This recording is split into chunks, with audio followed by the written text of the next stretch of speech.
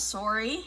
So when we have bloopers or brain freeze while speaking in front of a lot of people, what are other don'ts that we should not be doing? You know, how do we pick ourselves up from the stage?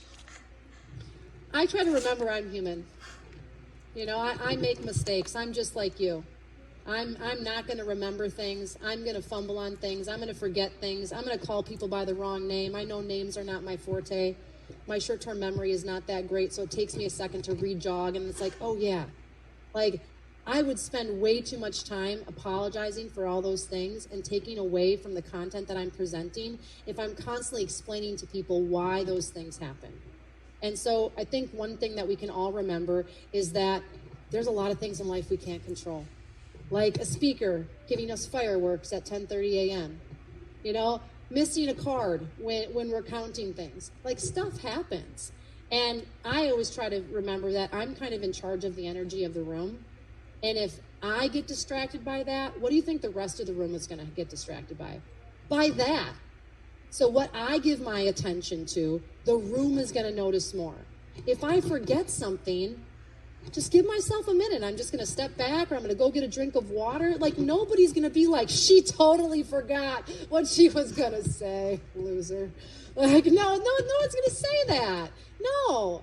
So I think remembering to show yourself grace, and it's not so much what to avoid, it's to understand that you're human and you're not perfect.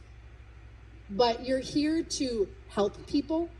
You're here to deliver a message. You're here to share something that you know can change their lives. And I think when you lead with that intent, that will always trump any minor imperfections, any little hiccups, any little mishaps. And this goes back to, again, the more you practice, the more that you do things, the more that you keep showing up and like, oh yeah, I have to do that better, the better and better and better those things are going to be.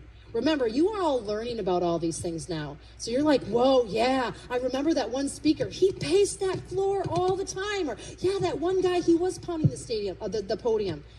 Now you're aware of all those things. So now you're going to notice them. But most of the time, the audience doesn't notice those things.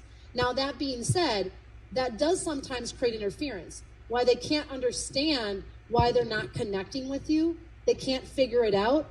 But it's because you spent the whole time behind the table. They can't figure out why they don't feel connected, but it's because there's interference. But those are all things that we learn over time. But I wouldn't paralyze yourself with those things in the beginning. The most important thing every single one of us in this room needs to do, more than worry about our bloopers or our little areas of issues, is know what the heck we're going to say. And I think if you know what you're going to say when you come up on stage, everything else is much easier fixed as you go on. So great question. Thank you. Any other question? It looks like we have